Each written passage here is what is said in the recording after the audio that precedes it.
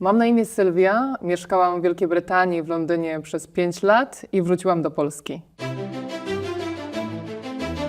I chciałam tam mieszkać.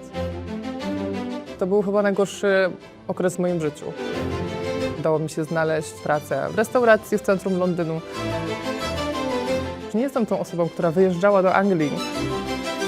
Tak do mnie doszło, że czuję się tutaj niechciana. Przeprowadziłam się do Warszawy i poczułam ogromną ulgę. I potem ten okres dopadł mnie znowu w Polsce. Jestem w swoim kraju, ale czuję, że coś tu po prostu nie gra. Zacznijmy od tego, dlaczego pojechałaś tam do Anglii? Pojechałam do Anglii, bo zawsze chciałam mieszkać za granicą. Odkąd byłam gdzieś tam nastolatką, dzieckiem, pierwszy raz pojechałam za granicę z takiego programu studenckiego w gimnazjum. To był wyjazd tygodniowy, kiedy jechaliśmy do Hiszpanii i poznaliśmy właśnie studentów ze szkoły i również potem oni też przyjechali do nas z Hiszpanii, z Niemiec, z Włoch i od tamtego czasu zawsze miałam takie ogromne marzenie, żeby właśnie mieszkać za granicą, żeby poznawać ludzi z różnych kultur i żeby móc tak sobie odkrywać właśnie ten świat podróżując, ale też poznając ludzi. Więc jak kończyłam szkołę w Polsce, w Toruniu, to bardzo chciałam wyjechać za granicę. Na początku tak na gap year, na przerwę, żeby móc sobie trochę odłożyć właśnie jakieś oszczędności, a potem zacząć studia. I jak pomyślałam, tak zrobiłam. I od razu pojechałaś do Anglii. Tak, tak. Napisałam maturę i zaraz po ostatnim moim egzaminie miałam jeszcze taki tydzień w Polsce i potem 10 czerwca pamiętam, że wyjechałam właśnie do Londynu. I co tam robiłeś? W sensie, jak to można było tak po prostu, nie wiem, wsiąść do pociągu i pojechać? Nie, jak to było? No właśnie, pewnie dobrze wiesz o tym, że Polska ma taką historię i też że dużo osób z Polski migrowało do różnych krajów zachodnich przez wiele lat, jeszcze przed aneksją do Unii Europejskiej. I właśnie moja ciocia, siostra mojej mamy już tam była przez kilka lat i wiedziałam, że będę mogła się u niej na chwilę zahaczyć. Więc dzięki jej pomocy mogłam u niej mieszkać przez pierwsze 3 miesiące. Pewnie mogłabym dłużej, ale też nie chciałam jej jakoś obarczać tym, żeby tam tak długo mieszkać, więc ja tylko pojechałam do Anglii właśnie z koleżanką, zostałyśmy u niej i pierwszego dnia poszłyśmy z CV papierowym wydrukowanym szukać pracy. I tak naprawdę w pierwszym miejscu, do którego trafiłyśmy, to był hotel. Od razu nas przyjęli. Ja pracowałam jako kelnerka, a koleżanka pracowała na recepcji. No i tak. I pierwsze 3 miesiące to właśnie była praca w hotelu, ale podczas tych 3 miesięcy bardzo brakowało mi takiego duchu miasta. Ja też jestem bardzo taką artystyczną osobą, strasznie lubię muzykę na żywo, śpiewanie, więc bardziej ciągnęło mnie stricte do centrum miasta. I podjęłam decyzję o tym, że będę szukać po prostu sobie takiej pracy studenckiej właśnie w barach czy w restauracjach i też udało mi się znaleźć pracę w restauracji w centrum Londynu i tam pracowałam przez jakiś czas. Ile miałaś lat? Bo bardzo młoda, miałam 18 lat, 18 albo 19 lat jak wyjechałam. Ale nie bałaś się pracować w barze? Nie, absolutnie. No właśnie nie, to wszystko było taką ogromną przygodą. Myślę, że dużo osób w moim wieku również wyjechało, niektórzy pewnie byli starsi, ale miałam taką grupę znajomych, którzy myśleli też o wyjeździe i również wyjechali, ale do innych miast, więc myślę, że to tak nas troszeczkę motywowało razem. I to w sumie był rok, gdzie najwięcej, gdzie jakby w 2014 chyba roku był największy napływ migrantów z Polski i Wielkiej Brytanii, więc to był taki pik właśnie osób, które przyjechały i później to powoli zaczęło spadać. To był 2014. Tak. To był akurat rok, kiedy ja przyjechałam do Polski. O. I teraz tak, pracujesz w barze. Wynajęłaś sobie mieszkanie? Tak. No, z wynajmem mieszkania każdy, kto mieszkał za granicą, na pewno wie, że zawsze są przeboje i że zawsze są jakieś dziwne lub mniej dziwne sytuacje, ale tak, udało mi się wynająć mieszkanie bardzo blisko miejsca, w którym pracowałam. Musiałam dojeżdżać autobusem, nie było super blisko, ale potem jakoś tak wyszło, że rzeczywiście było blisko. To był pokój w takim domku szeregowym. Mieszkałam z 5 innymi osobami, ale każdy miał swój pokój. Mój pokój był malutki, najmniejszy, ale to wystarczyło, żeby też poczuć się trochę swobodniej i już tak pewniej, że to jest jakby mój mały kąt, od którego mogę zacząć. Jak tam się czułaś? Jak się mieszka w Anglii? Na początku było fajnie, to wszystko było nowe. Dobrze pewnie wiesz, jak na początku przyjechałeś do Polski, że wszystko tak naprawdę cię ekscytuje, wszystko jest inne, wszystko porównujesz do tego, jak jest w Polsce i wszystko dla mnie oczywiście ta kwestia kulturowa była zawsze bliska i bardzo cieszyłam się, jak mogłam poznać nowe osoby w pracy. Potem byłam zła, że w tej pracy nie nauczę się dobrze angielskiego, bo wszyscy pracujący tam byli migrantami, więc tylko nasza szefowa była rodowitą Angielką. To wszyscy z Polski byli? Nie, akurat w moim przypadku nie. Pracowałam z Włochami, z Hiszpanami, z Grekami, a więc to był totalny miszmasz. Jestem za to wdzięczna, że mogłam pracować w takim międzykulturowym środowisku, ale naprawdę nie mogłam się pogodzić z tym, że przecież jak ja nie nauczę się angielskiego, a niedługo zaczynam studia i jak ja sobie poradzę. Ale no jakby ten angielski mój nie był najgorszy. Myślę, że dużo gdzieś tam pomogła mi ta praca też i kolejne doświadczenia. Ale pamiętam, że te pierwsze 3 miesiące na pewno były dużą niespodzianką.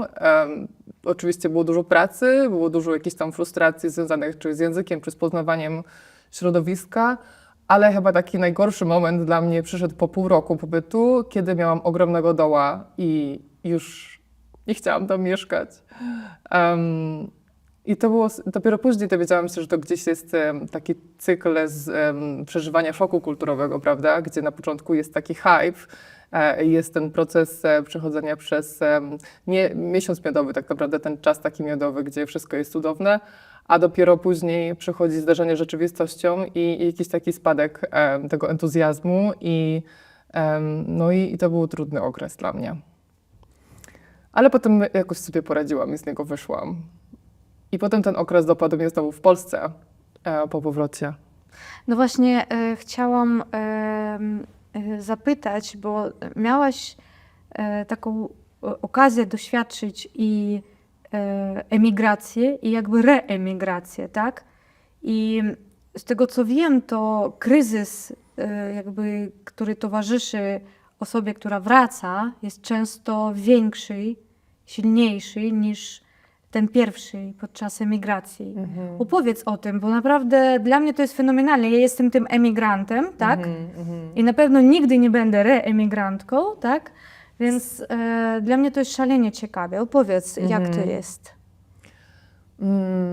No to jest bardzo taki ciekawy okres w życiu. Myślę, że nie jest on najłatwiejszy, ale na pewno mija. Prędzej czy później. W moim przypadku było tak, że jak ja wróciłam do Polski, w sumie to też muszę powiedzieć Ci, dlaczego wróciłam, bo wydaje mi się, że to też jest ważne pod tym kątem, że każdy ma różne powody powrotu. Niektórzy wracają, bo muszą zaopiekować się swoimi rodzicami, a niektórzy wracają po prostu, bo zbudowali sobie dom i chcą wrócić. Ja natomiast nigdy nie miałam takich wielkich planów, żeby wracać. Zawsze chciałam mieszkać za granicą i ta Anglia była dla mnie w porządku. I pracowałam wtedy w branży eventowej.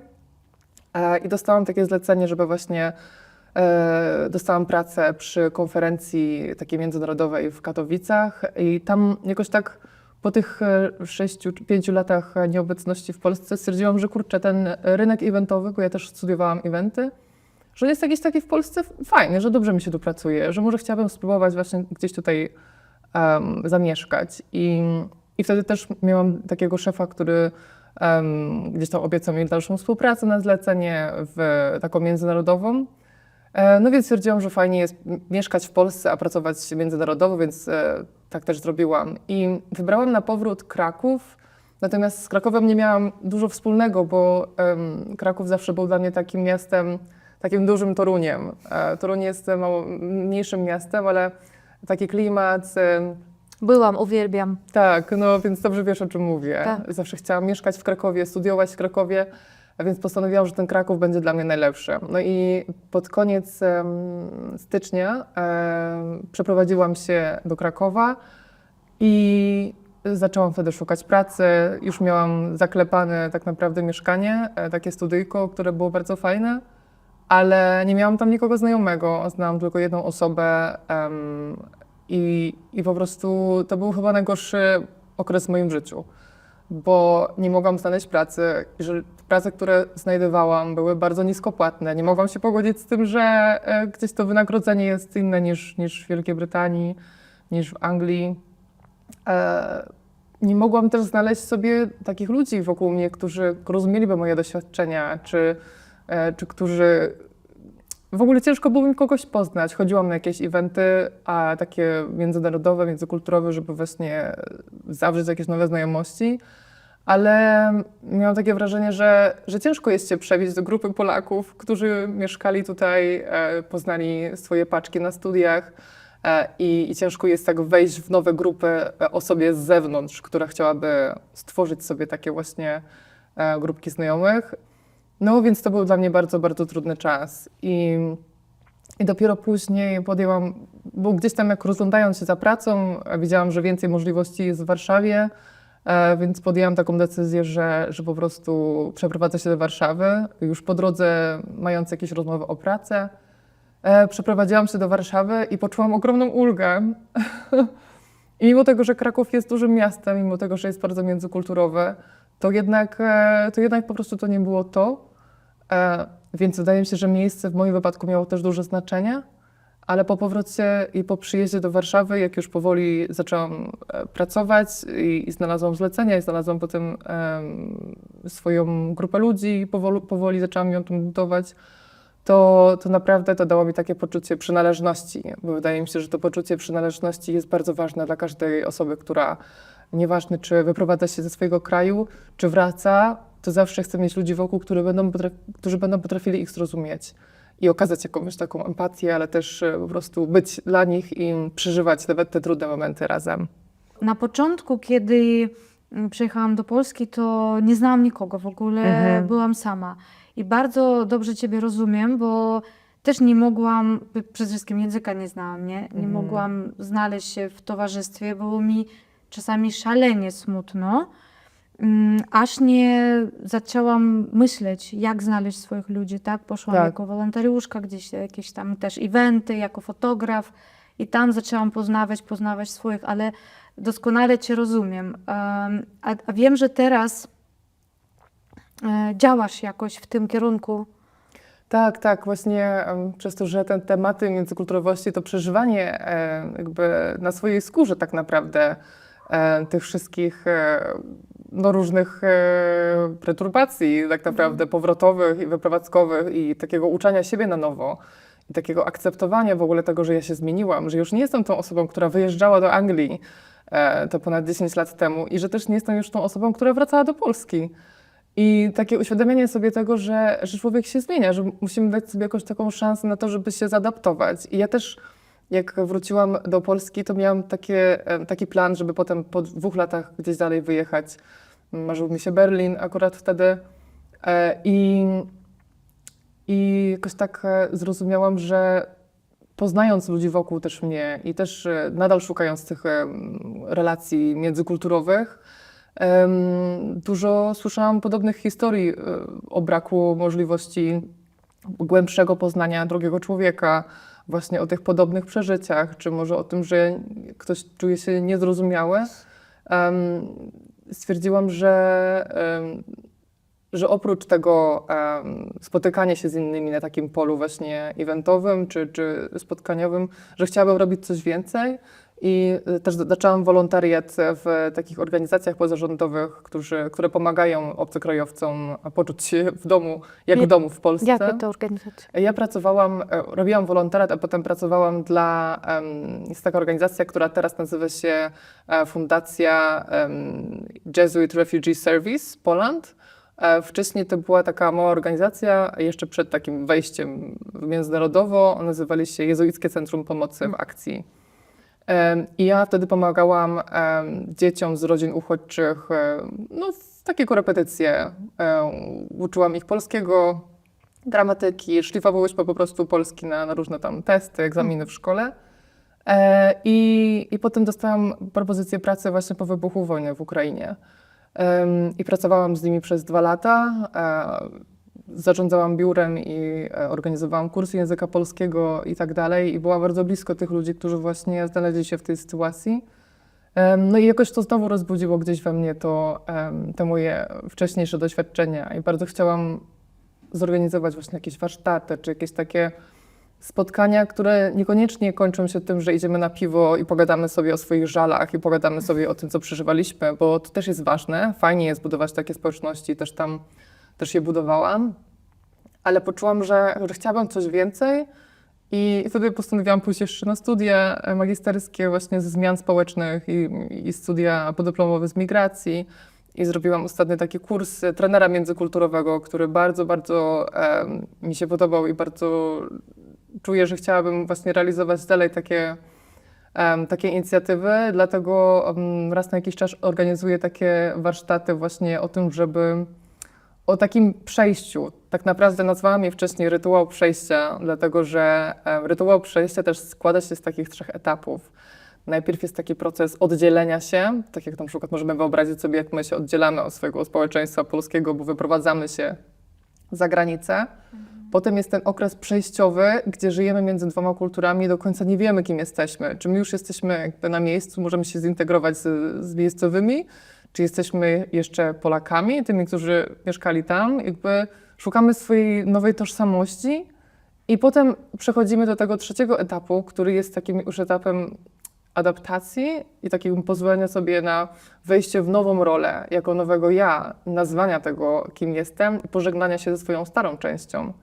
I właśnie ten proces rytuału przejścia bardzo mnie zainteresował i przez to, że ten proces przejścia, który jest właśnie pomiędzy, ten liminal, on jest bardzo trudny i najczęściej, też jak czytałam różne badania, to przez to, że ten proces jest taki czasami może nie zaniedbany, tylko bardziej pomijany, ignorowany, dużo osób albo popada w depresję, albo nie radzi sobie z tym przeżyciem tych ciężkich emocji, albo podejmuje po prostu decyzję o kolejnej przeprowadzce, bo być może nie jestem już w 100% Polakiem, tym, którym wyjechał za granicę, jestem już inną osobą, jestem w swoim kraju, ale czuję, że coś tu po prostu nie gra, że już tutaj nie pasuje.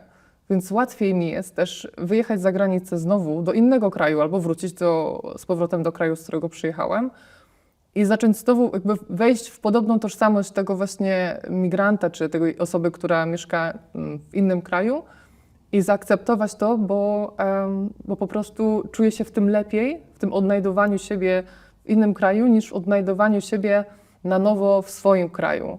I znowu to, czym nazywamy swój kraj, a tym, czym nazywamy kraj jakiś inny i tak dalej, to też jest bardzo pomieszane, bo tak naprawdę każdy może mieć też inną percepcję tej przynależności, tego tak naprawdę, gdzie on należy. I być może takie krótkie wyjazdy do Polski właśnie na wakacje dają taki zastrzyk pozytywnej energii, nie wiem, emocji, Polska się zmienia, fajnie, super, wracamy do siebie i potem podejmując tę decyzję o przeprowadzce, tak naprawdę to jest kolejna poważna życiowa decyzja. Trochę się rozkatałam. Bardzo, bardzo dobrze, dlatego że właśnie chyba szukałam takiej osoby, potrzebowałam tej rozmowy, dlatego że bardzo jakby też ten temat emigracji, tej zmiany, przez którą przechodzimy, ta zmiana osobowości, tak? Ta frustracja, to takie zaburzenie samoidentyfikacji, tak? Kim ja jestem. Wszyscy pytają, czy czujesz się Polką? Czemu? Miałabym. No, nigdy nie będę Polką, tak? Nie Tak, dorastałam na tych bajkach, nie, mam inny kod kulturowy, dlaczego miałabym czuć się Polką? Z drugiej strony widzę, że na przykład, wiesz, tak jak robimy filmy na naszym kanale i rozmawiamy z Polakami za granicą, tak? I jak ktoś mówi w obcym kraju, że czuje się Polakiem, to jest dobrze, ale Ukrainka w Polsce, która nie może poczuć się Polką do końca, to jest źle. Wiesz, i ta taka percepcja, taka jakby trochę dla mnie jest, wiesz, I tak, jak sama wiesz, że emigrant przechodzi przez takie duże turbulencje, tak? Tak, Że tak. tracisz grunt pod nogami i nie wiesz. Dużo ludzi na pewno naprawdę mówią nam, że w naszych wywiadach, że jestem jedną nogą tu, drugą tu. Tak. I powstaje taka jakby osobowość hybrydowa, tak? Tak. Że trochę z tego, ale nie u każdego, prawda? Tak.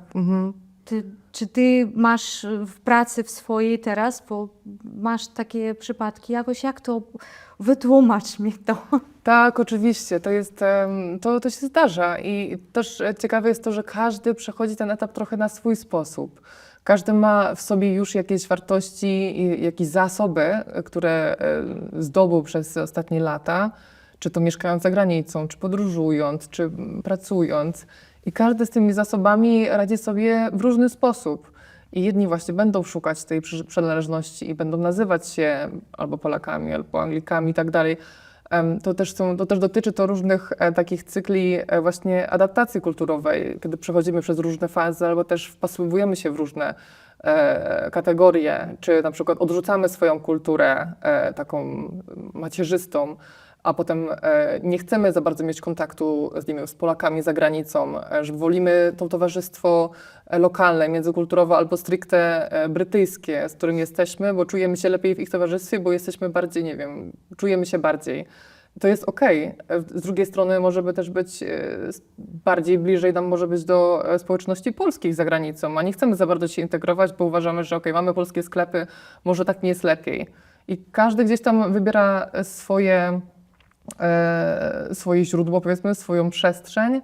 Nie ma w tym nic złego, bo takie są schematy po prostu gdzieś społeczne czy socjologiczne, ale to jest każdego praca indywidualna właśnie, jak my chcemy żyć, jak my chcemy siebie postrzegać i innych i jak my chcemy sobie poradzić w danej sytuacji.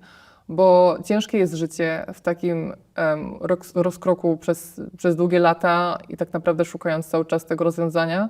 To rozwiązanie może nie przyjść od razu. To jest coś, nad czym trzeba pracować, nad czym trzeba sobie zadawać dużo pytań.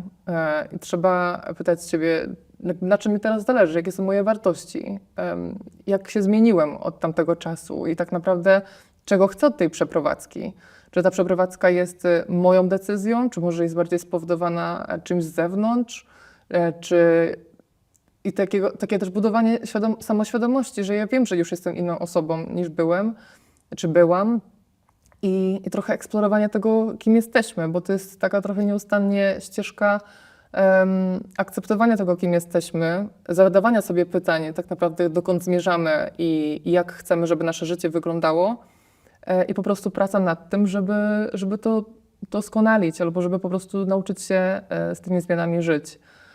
Jest też taki cykl Kubler-Ross, to jest też cykl zmiany. On składa się z większej ilości procesów niż ten cykl, o którym mówiłam, rytuału przejścia.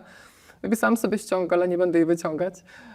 Ale w tym cyklu właśnie zmiany, my wyobrażamy sobie też ten szok kulturowy, czy rewers szok kulturowy w drugą stronę, że on jakby zaczyna się i kończy, że zaczynamy, wchodzimy w ten szok, jest super, okej, fajnie, przeprowadzamy się, potem jest depresja, a potem z niej wychodzimy i jedziemy dalej, wszystko już jest super. On też się może powtarzać kilka razy, jakby to jest sinusoida, raz jest dobrze, raz jest źle, tak jak jest w życiu. Są różne sytuacje, które nas spotykają i jakoś sobie z nimi radzimy. I tak samo chcielibyśmy sobie poradzić, czy chcemy sobie poradzić z tym, jak nauczyć się żyć na nowo w Polsce. I myślę, że to jest ciekawe i po moich warsztatach też dużo właśnie wychodzi bardzo ciekawych historii, też dużo osób się otwiera i zdaję sobie sprawę, że kurczę, no właśnie, przecież ja już jestem inną osobą, przecież ja mam tyle w sobie zasobów i jakby nie muszę nazywać się, czy jestem Polką, czy jestem, nie wiem, kimś innym. Po prostu jestem tym, kim jestem, to jest w porządku. I to chyba ta akceptacja jest taka bardzo uwalniająca w jakiś sposób, że to też daje ludziom do zrozumienia, że właśnie mają na tyle w sobie siły i na tyle zasobów, że mogą sobie w tych sytuacjach poradzić. Bo jeżeli podjęli decyzję o powrocie do Polski, to była bardzo poważna decyzja, to są też w stanie unieść na swoich barkach ten przejście tego procesu rekulturyzacji i poczucia się znowu jak w domu, ale na innych warunkach, na swoich własnych warunkach. Ale wiesz, przecież to nie jest proces jednostronny. Jak być z tą opinią otoczenia i Mhm. oczekiwaniami i jakimiś, nie wiem, stereotypami, bo albo tak, wróciłaś, bo ci nie wyszło, tak? Albo wróciłaś, bo tu lepiej, albo wiesz, jakby jak z tym sobie radzić? No dobrze, na przykład człowiek może, wracając do Polski, tak, zaakceptować, przeżyłem jedną zmianę, przeżyłem drugą zmianę i jestem jestem hybrydową osobowością, jestem silniejszy być może, tak, mam inne nowe umiejętności, jest super. I tu nagle wychodzimy do ludzi i zdarzamy się z tym ich brakiem raczej akceptacji czasami. To jest bardzo trudne. Ta presja ze strony społeczeństwa jest trudna. Każdy sobie myślę, że zdaje sprawę z tego, że po prostu ona istnieje i że może spowodować spadek nastroju, prawda? Czy nawet takie poczucie, no właśnie, znowu braku przynależności i braku zrozumienia i braku, no właśnie, takiej akceptacji ze strony społeczeństwa. I myślę, że niestety, ale nie mam żadnej rady w stosunku do tego problemu, bo nie mamy żadnego wpływu tak naprawdę na społeczeństwo, jak nas może postrzegać. I niestety, ale no, musimy zadbać o siebie. I my świadomie możemy zadbać o siebie, o to, jak my się czujemy, o to, czy będziemy rzeczywiście brać takie uwagi do siebie, czy będziemy raczej je zostawiać z boku i wiedzieć, jaką mamy wartość, kim jesteśmy, czemu wróciliśmy i czego chcemy od życia na ten moment. Oczywiście to się wszystko może zmienić, ale wydaje mi się, że jako emigranci, czy jako właśnie osoby, które wróciły, myślę, że my wszyscy potrafiliśmy sobie zbudować naprawdę grubą skórę. I to jest coś, to jest też nasza wartość, to jest coś, co nas też broni, czy ochrania w ogóle właśnie na zewnątrz przed różnymi niebezpieczeństwami tego typu, co o nas myślą inni. Myślę, że po prostu dużo osób też, być może nawet na emigracji, nauczyło się z tym sobie radzić, właśnie jak żyć, żeby nie obchodzić się ze wszystkim personalnie, w sensie, żeby nie brać wszystkiego tak do siebie. Ja pamiętam, jak mieszkałam w Wielkiej Brytanii, to też było wtedy referendum Brexitu i każdy ma różne doświadczenie. Pamiętam, że jakoś tak do mnie doszło, że właśnie czuję się tutaj niechciana, że jakby nie wiedziałam o tym wcześniej, że naprawdę panuje tutaj taki, nie wiem, taka dwulicowość, może jakiś rasizm, którego nie doświadczałam wcześniej, ale rzeczywiście po rozmowie z różnymi osobami innego pochodzenia, innego koloru skóry, zaczęłam sobie powoli uświadamiać to, że żyjemy w tak bardzo podzielonym świecie, w tak różnorodnym świecie i przez te doświadczenia później zaczęłam właśnie myśleć, co mogę zrobić, żeby wpłynąć na tą nazwę, bardziej żeby wpłynąć na postrzeganie innych ludzi, na taką opinię społeczeństwa w stosunku do migrantów czy uchodźców, osób z różnym takim doświadczeniem właśnie mobilności. I wtedy po powrocie do Polski również zaangażowałam się wolontariacko w pracę przy takiej organizacji, która dopiero powstawała. I my organizowaliśmy różnego rodzaju szkolenia, warsztaty a propos walki z dyskryminacją, właśnie, która skupia się na pochodzeniu. I to też było dla mnie bardzo wartościowe, bo znowu jako migrantka, ale potem jak wróciłam, mierzyłam się z różnymi też opiniami i też trochę bałam się tego, jak inni będą mnie postrzegać w tej mojej obecnej sytuacji. I pomyślałam, że ja, mając jednak tą sprawczość i możliwość podejmowania decyzji, powrotu w różne strony, jest wiele osób, które uciekają ze swojego kraju, bo nie mogą po prostu w nim dłużej żyć. I myślę, że oni też się również spotykają właśnie, tak jak mówisz, z tak ogromnym gdzieś hejtem, ale też z tak ogromną właśnie opinią tej naszej populacji, która jest przeciwko nim po latach na przykład właśnie mieszkania w Polsce. I bardzo zależało mi na tym, żeby móc nauczyć się właśnie wpływać na tę opinię, żeby móc jednak zadawać pytania, żeby móc nauczyć się krytycznego myślenia, żeby nie ufać we wszystko, co mówią media, czy żeby nie wierzyć we wszystko, o czym mówią politycy, żeby właśnie mieć własne zdanie. I gdzieś właśnie po tej drodze zaczęłam ćwiczyć to moje krytyczne myślenie, czy zaczęłam kwestionować różne sprawy, zaczęłam też rozmawiać właśnie z innymi osobami i razem zaczęliśmy podważać różne kwestie i również wychodząc z tym do innych ludzi i do szkół. Mieliśmy różne warsztaty właśnie z dziećmi, z nauczycielami też, jak rozmawiać o migracjach, o uchodźstwie, o kryzysie na świecie tak naprawdę, skąd ci migranci w ogóle pochodzą, czego tutaj szukają. I z takim swoim doświadczeniem właśnie migracyjnym to było też dla mnie ciekawe, żeby o tym rozmawiać z osobami, które migrację znają tylko z książek albo z telewizji, albo właśnie z tego, o czym się mówi w mediach. I czy te działania, czy mają jakieś efekty, tak? Czy to się zmienia? Czy ty widzisz, że jakoś, nie wiem, w trakcie tych warsztatów człowiek przychodzi z jednym nastawieniem, wychodzi z innym nastawieniem? Tak, tak. Właśnie to chyba wtedy, jak zaczęłam prowadzić takie warsztaty, bardzo na mnie wpłynęło to, jaki duży one niosą za sobą wpływ na ludzi. My też nie chcieliśmy nigdy zmieniać niczyjego zdania, bardziej chcieliśmy pokazywać różne opcje i jakby dawać też osobom możliwość wyboru i gdzieś kwestionować różne zdania. I właśnie bardzo ciekawe było to, jak spotykaliśmy się razem przy jednej sali i robiąc nasze różne ćwiczenia, pokazując prezentacje i też robiąc quizy, bo często posługiwaliśmy się takimi materiałami, gdzie z różnych źródeł, głównie ONZ-u, pokazywaliśmy dane na temat migracji, skąd jest najwięcej migrantów. Dużo osób w ogóle miało taką wiedzę, no właśnie, telewizyjną powiedzmy, gdzie dużo jest szumu wokół pewnego tematu, wokół pewnej grupy ludzi, a tak naprawdę jak spojrzymy na statystyki, to wygląda zupełnie inaczej. I dopiero wtedy zaczynamy zadawać pytania, a czemu tak naprawdę cały czas widzę jedno w telewizji, a na papierze, nie wiem, w statystykach jest coś innego.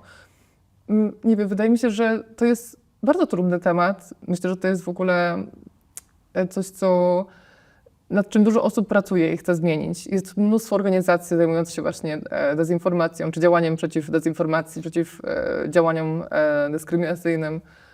I to są takie działania bardzo skupione właśnie na społecznościach, na mniejszych grupach, bo tylko takie działania mniejsze mogą spowodować w jakiś sposób wpływ na większość, ale to jest bardzo żmudna praca i wymagająca bardzo dużo cierpliwości i również zapału i chęci. Dużo osób też może poczuć się wypalonym przy takich działaniach aktywistyczno-społecznych, ale rzeczywiście ma to znaczenie na większą skalę, ale wymaga to dużo pracy. Powiedz, jakby po co to robisz? Jaka w tym jest twoja misja, tak? Co ty konkretnie chcesz zmienić? Po co to tobie? Dla mnie myślę, że dzięki tym różnym moim doświadczeniom, które tak sobie połączyłam w całość po drodze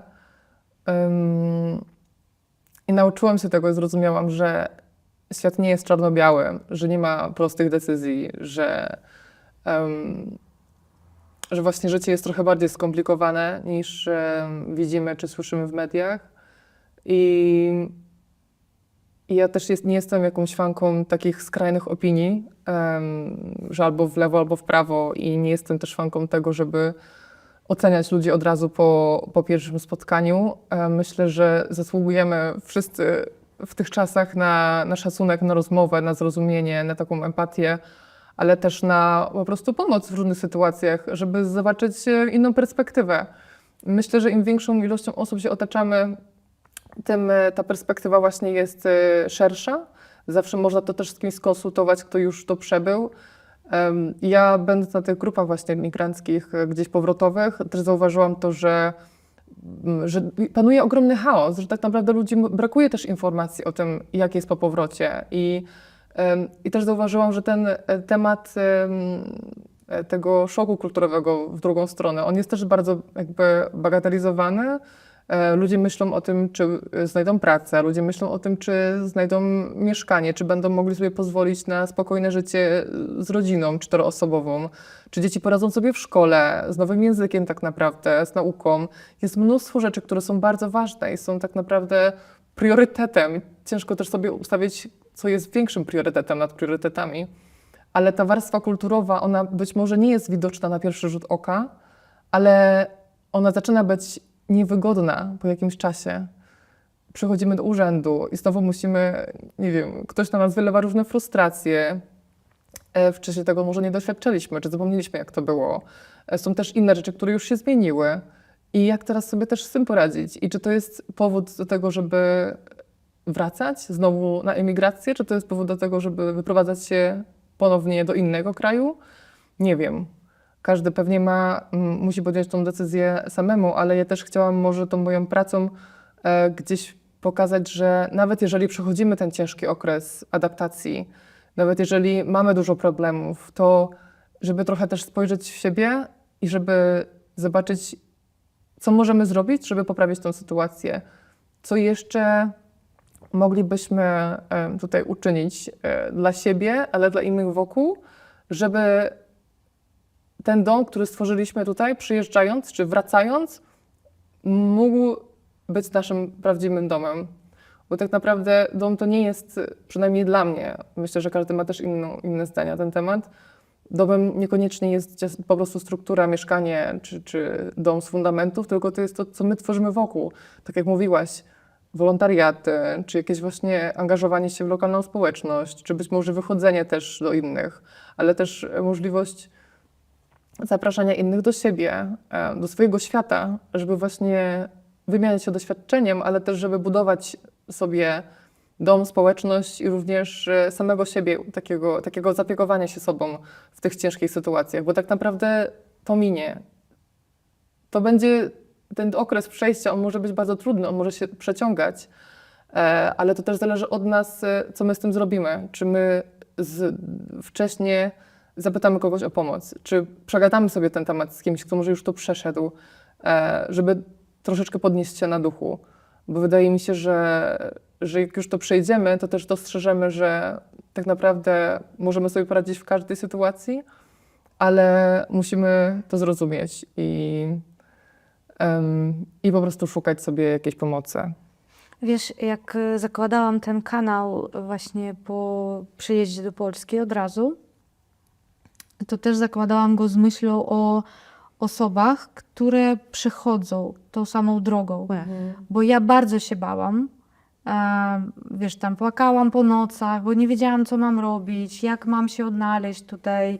Raz z jednej strony, wiesz, ja miałam taką huśtawkę emocjonalną, bo bardzo mi się podobało wszystko w Polsce. Ja czułam się, wiesz, tak jakby ten, wiesz, zagubiony taki kawałek czegoś, który trafił w swoje miejsce, tak? I czuję się z jednej strony bardzo, bardzo dobrze, a z drugiej strony, no, wszystko jest nowe, inne. I jakby, wiesz, mi pomogło to, że ja nie porównywałam, czy to jest lepiej, czy gorzej, jest inne. I ja wiem, że jakby to jest ten stres też, że wszystko jest inne. A wiedziałam, że dużo osób jest w takiej samej sytuacji jak ja i chciałam na tym kanale opowiadać, że kurczę, ty teraz nie jesteś sam w tym. Ja też płaczę w nocy, tak? Ja też się boję, ale poszukajmy razem, nawet w tych komentarzach, Tak. poszukajmy rozwiązania. I ja wtedy dostałam ogromną dawkę wsparcia i od emigrantów, którzy też przyjechali do Polski, i od Polaków, na przykład doradzali mi, zrób to, pójdź tam, załatw to w taki sposób.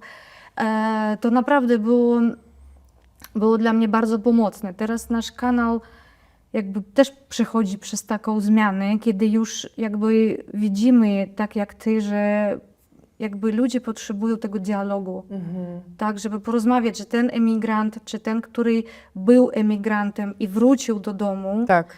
to nie jest obca osoba, to jest osoba, która przeszła zmianę. To nie jest ta sama osoba, tak, która wyjeżdżała na przykład z Polski. Dlatego ja nawet, wiesz, nie dzielę, że jakby rozmawiamy ze wszystkimi emigrantami, Tak. czy to w tamtą, czy potem z powrotem.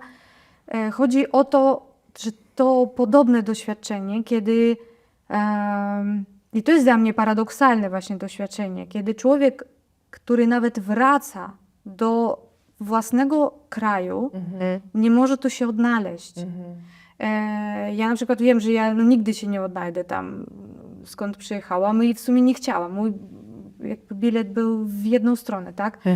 Ale to jest paradoksalne, że czasami łatwiej nam, kiedy czujemy się odrzucani przez społeczeństwo, czy to ty jako osoba, która wróciła, tak, nie możesz tu się odnaleźć, czy to ja, która jakby jako Ukrainka teraz też przeżywam te zmiany nastroju i tak dalej, to łatwiej nam też gdzieś w głowie dopuścić myśl, że a może jednak jeszcze raz gdzieś wyjadę, Tak, bo tam na bank będę na miejscu, bo wiadomo, że będę obca, tak?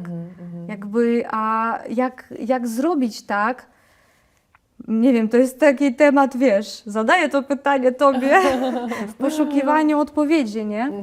Właśnie po to ten kanał, po to te rozmowy, żeby razem jakoś znaleźć, jak zrobić tak, żeby jednak nie było tego, nie? Że tam osoby, które wróciły, mogły tutaj się odnaleźć znowu szybciej, łagodniej, a osoby, które już tutaj się zadomowiły i chcą być częścią tego społeczeństwa, lubią ten kraj, też czuło się to dobrze. Wiesz? Myślę, że to jest bardzo dobre pytanie dla naszych widzów, żeby zostawili w komentarzu, jakie są ich sposoby właśnie na to poczucie się tak naprawdę w nowym kraju, jak w domu. Myślę, że na pewno trzeba zacząć od małych rzeczy, że zmiana nigdy nie przychodzi takim hukiem, tylko zawsze gdzieś tam zbieramy ziarenko po ziarenku i musimy sobie jakoś, chcemy też i chcielibyśmy ułożyć sobie jakoś to życie w nowym miejscu tak po swojemu. Już wiemy, że ta rutyna może z innego miejsca nie działa. Już wiemy, że mieszkam w ogóle w innym mieście, w innym rejonie. Produkty w ogóle w sklepie są totalnie inne. Nawet Tak. nie wiem, co ugotuję na obiad, bo nic mi tutaj nie pasuje tak naprawdę. Smak nabiału jest zupełnie inny w każdym, moim zdaniem, w każdym państwie jest to inaczej. Tak, to są takie naprawdę mikro rzeczy. Tak. I myślę, że może zaczynając takimi właśnie małymi krokami, małymi rytuałami, żeby poczuć się dobrze. Wiem, że na przykład, nie wiem, w każdą sobotę lubię wstawać i lubię zrobić sobie tą jajecznicę ze szczypiorkiem. No myślę, że znajdę jajka w sklepie, trochę oleju czy masła, kto jak woli. I ten szczypiorek gdzieś znajdę, jak go nie znajdę, to trudno, ale będzie jajecznica i będzie kawa w sobotę o 9:00 i wiem, że robię to każdej soboty. Wiem, że pójdę na spacer na pół godziny, odkryć moją nową okolicę, bo jeszcze tutaj nie byłem. Nie wiem, czy jest jakiś park w okolicy, może znajdę jakąś ulubioną kawiarnię, pójdę się przejść. I w tych miastach myślę, że mamy na tyle dużo różnych atrakcji, że też można dostać łatwo FOMO, Fear of Missing Out, że czegoś tutaj jest tyle rzeczy i byśmy chcieli robić wszystko, potem nie robimy nic. Ale właśnie robić takie małe rutyny dla siebie, czytać książkę w parku, pójść na spacer, porozglądać się dookoła, może zauważysz coś nowego na swoim osiedlu, albo może na spacerze w mieście, w centrum zauważysz jakąś rzecz, która przypomina ci twoją może podróż albo twoją właśnie migrację. Szukanie takich małych smaczków, które gdzieś zrobią ci dzień, że poczujesz się lepiej. Myślę, że to są takie fajne wskazówki na początek, żeby szukać sobie swoich miejsc, swoich ulubionych rytuałów, żeby wiedzieć, że mimo tego, że jestem w innym miejscu, to robię rzeczy, które sprawiają mi przyjemność i to już jest dobry początek na to, żeby móc powolutku osiadać sobie w nowym miejscu. I pewnie zwiększać te kroki, zwiększać rutyny, czy w ogóle zacząć wychodzić do ludzi, bo czasami też nie mamy ochoty na wychodzenie do ludzi tak naprawdę, jak jesteśmy w jakimś takim gorszym miejscu. Ale przede wszystkim, i tego też nie chcę bagatelizować, ale przede wszystkim nie bójmy się pytać o pomoc i chodźmy do terapeutów, do psychologów, którzy mogą nas wesprzeć w takiej sytuacji. Ja też zapraszam na warsztaty, które realizuję, które gdzieś tam organizuję, albo w online, albo na miejscu. Kolejny warsztat akurat będzie też dla 15 osób w kwietniu. Więc to są takie małe momenty, gdzie możemy poznać też osoby w podobnym gdzieś doświadczeniu, w podobnym czasie, ale też powoli właśnie zacząć budować tą swoją nową społeczność wokół siebie, taką małą wioskę, która będzie wspierać, będzie składać życzenia na urodziny i będzie sprawiać, że czujesz się jak u siebie. Jak Ciebie znaleźć?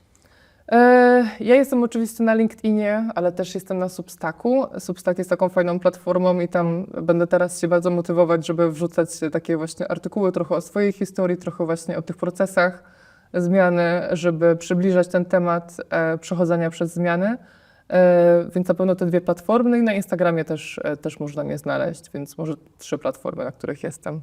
My oczywiście pod filmem załączymy wszystkie Twoje platformy, Dziękuję. żeby można było Ciebie znaleźć, bo to naprawdę ja uważam, że to jest mega ważne to, co Ty robisz. I naprawdę dziękuję Ci bardzo za to, że Ty to robisz, bo to jest niełatwy proces i musimy pomagać sobie nawzajem. Musimy właśnie, Tak, tego brakuje bardzo, tak człowiek do człowieka, nie? Coś, Tak, tak.